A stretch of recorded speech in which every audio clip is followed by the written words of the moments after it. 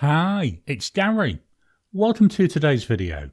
Today, fountain pen focusing on this. This is the HongDian N7 and this is in the peacock colour. Lovely looking pen, isn't it? Join me down on the mat. We'll take a look at the pen, do some size comparisons, some weights and measures, a writing sample, and then I'll give you my thoughts and my scores for this pen.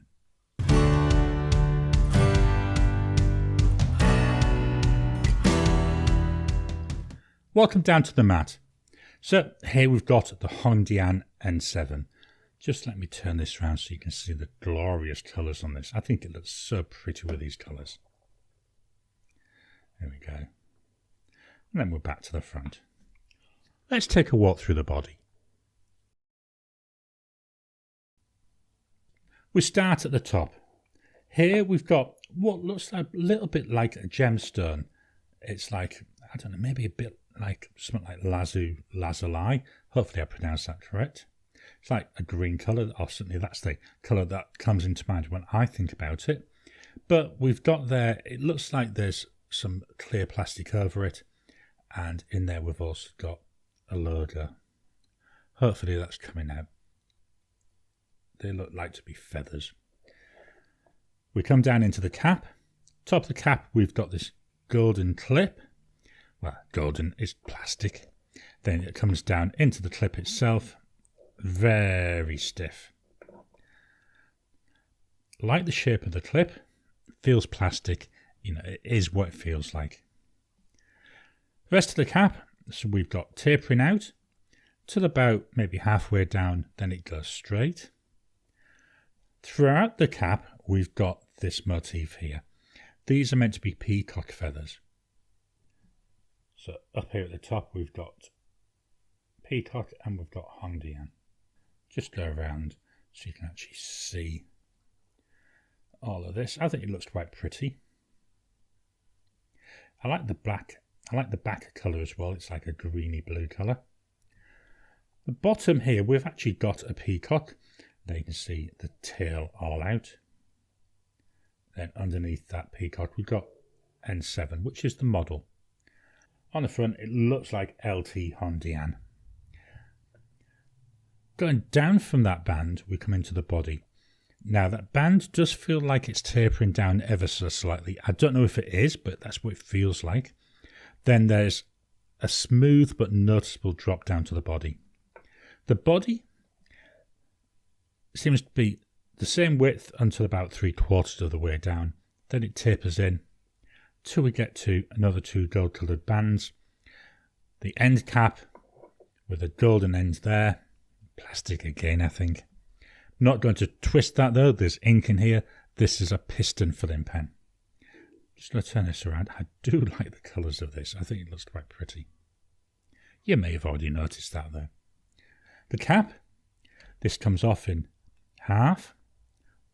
Just over one turn. And the first thing we see, it's an ink window. As I say, it's a piston filling pen, and there's the window for us to see. I like that. I would have liked this window a little bit bigger and been extremely picky, but sometimes I do struggle to see the ink level. We come down into the section. The section, it's the same background colour as we've seen there on the cap. So it's all been brought together. Bottom of the section, we've got another gold band. Then that reveals this HongDian nib. I like the way they've done this nib. So we've got silver at the top, then we've got the gold colour. I like two-tone coloured nibs. This looks quite nice. The actual nib itself, when we actually look underneath the breather hole, the decoration we've got, it's a bit like a pagoda. Then at the bottom of the pagoda, on the left-hand side, we've got F, it's a fine nib. And then we've got the word Hong and Dian, with the Hong on the top and Dian at the bottom. Quite a nice, simple looking nib, but I love this engraving. It just adds that little bit of detail, that little bit of interest. And to me, that's what this pen is all about. It's the little details rather than the big details. Let's pop the cap back on. What I'm going to do, swap over the view, and let's do some size comparisons. So I brought in my standard pens. That's the Pilot Metropolitan and the Lamy Safari.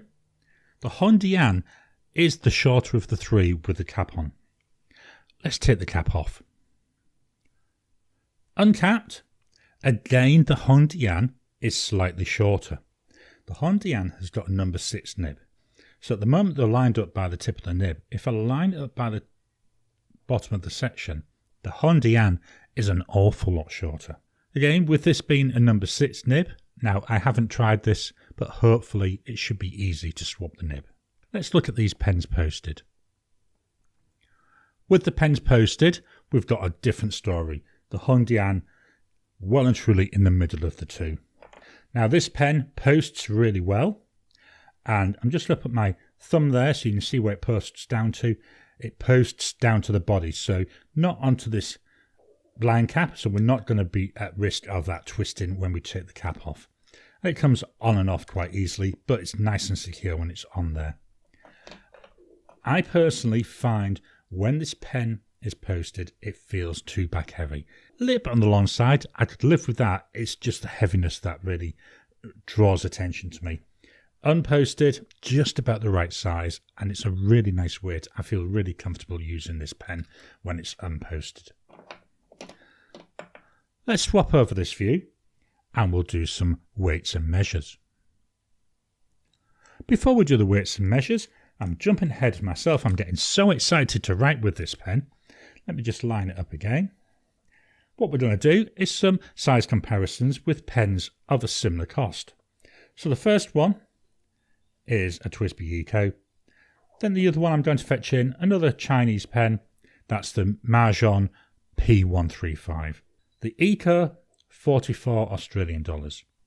The N7, that was 45 Australian dollars. The Mahjong P135, again 45 Australian dollars. And this was when I bought them. And I've had some of these pens quite a while, so the prices may be different now. Let's take the caps off these. Here's the pens unposted. You know, as we can see, if I line them up here by the bottom of the nib, Eco definitely longer. But that N7, as I've already shown, is comfortable to use unposted. And a very quick look at these posted. Here's the pens posted. The Eco, I will be honest with you, doesn't post very well. It's not a pen I would ever post. But the P135 looks alright, and so does that N7. Let's swap over now, and this time we'll do our weights and measures. Here's the rule of measuring. Let's fetch in the pen. So with the cap on, this comes in at 13.5 centimetres. Unposted, there we're looking at 12.3 centimetres. Posted, 15.7 centimetres. The width of the body at its widest part, that's 1.34 centimetres. The cap, again at the widest part, is 1.49 centimetres. Then the section, it goes from 1.14 centimetres up to 1.21 centimetres. I like this shape and I like the size of this section. I think it's quite nice. Let's get this out of the way and fetch in the scales of weighing. Here we've got the scales of weighing, the whole pen, 39 grams. There is ink in here, remember. Not a lot, but there is some in there. 24 grams for the body, 14 grams there for the cap. I say it's quite a nice feeling pen in terms of weight. Let's swap over and we'll fetch in the notepad of testing. Here we've got the notepad of testing. I use paper 100 GSM, nice paper, A4 size, got a little bit of texture to it as well. Let's do some writing. So we've got here a HongDian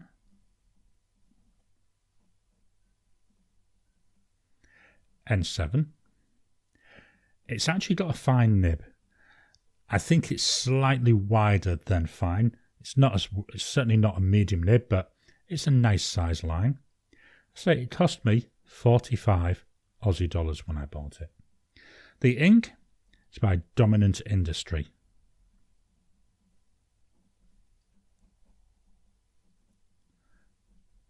And it's called Forest. Nice green ink. This ink, not exactly a match for the pen. I know some people that like to go matchy-matchy. I do most of the time, but I also like to sometimes throw in something different just to keep it exciting. Drying times, so we go immediate. 10 seconds. 30 seconds.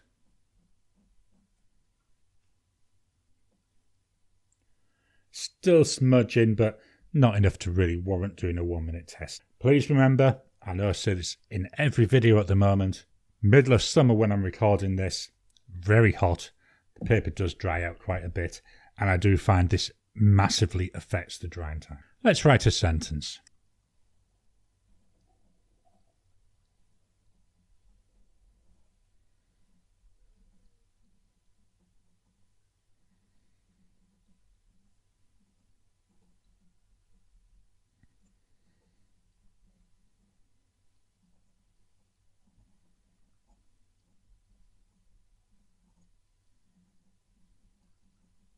I like writing with this pen. It feels nice. There's a nice feedback to it. It's a nice weight. Is there any line variation? So no pressure. With pressure, slightly wider. If I do my lines across. No pressure, with pressure. None, with. So as you can see, we do get a slightly wider line when I apply pressure.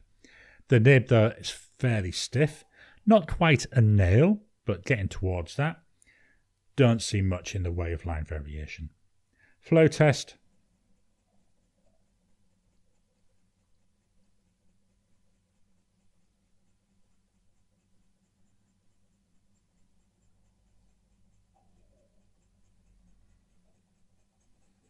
Easily makes it across that page.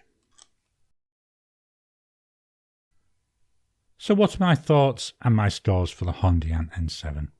We'll start with pen looks. You may have already noticed this. I love the pen looks. I love the way this looks. Just look at that gorgeous colouring there in the body. And then this nice bit of decoration there in the cap. I really do like the way it looks. I'm not 100% certain if I'd be comfortable taking this to a business meeting. I think it looks a little bit on the blingy side, but it's still a very nice looking pen. I'm going to give it 9 out of 10. Build quality had absolutely no issues. You can see the cap comes off easily. The piston mechanism, not going to work it. Goes up and down quite nicely. Ink window, I say, if anything, I'd like to have seen that a little bit bigger. Not to do with the quality though, it's just the usability. Build quality, no issues, no problems. Standard score, 8 out of 10. Writing experience. So let me fetch in my Tomoe River notebook. This is 52 GSM paper. Here we've got the HongDian N7 with dominant industry forest. It's nice. Unposted, the pen's nice. You can see we've got a nice line. A little bit of shading, not a lot. Then near the bottom again, we can see I've just done them standard tests, which we've just done on that Ayush paper. Writes really well. Unposted, I find this is quite a nice fit for my hand. It's comfortable to use. It writes nicely, had no issues with hard starts, no issues with skipping. I've left this several weeks between uses. It's one of my standard tests that I try and do. Started up straight away. Some pens do, some pens don't. Even in this hot weather, it's managing to write well. The piston filling. It takes an awful lot of ink.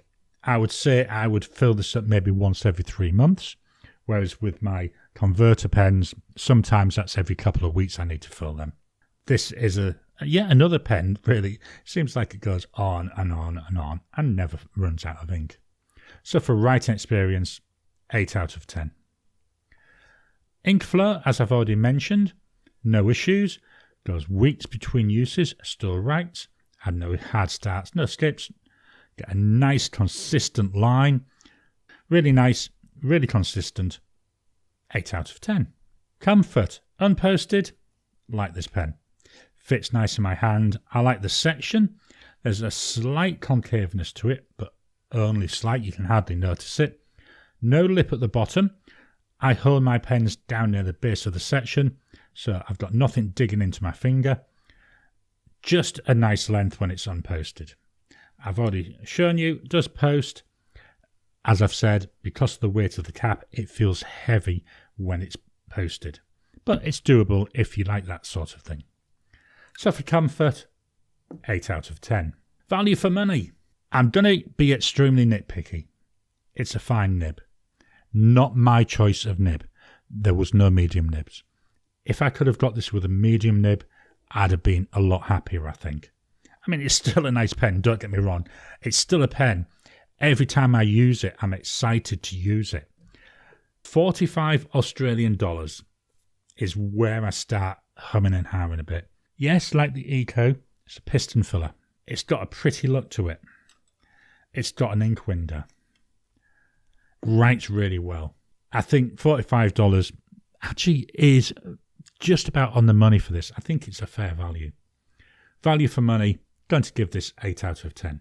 So that means the total score for the HongDian N7 with a fine nib and dominant industry forest ink is 8.17 out of 10. I hope you've enjoyed today's video. What are your thoughts on the HongDian N7? I've got this tealy peacock version. I believe there's a grey version as well. Have you got either of them? What are your thoughts on them? Please drop a comment down below. Let's kickstart the conversation. Please hit the thumbs up button. Every time you like, every time you comment, just helps with the YouTube algorithm. If you haven't already, please subscribe to my channel so that you can get new videos as I release them. I'll talk to you again soon.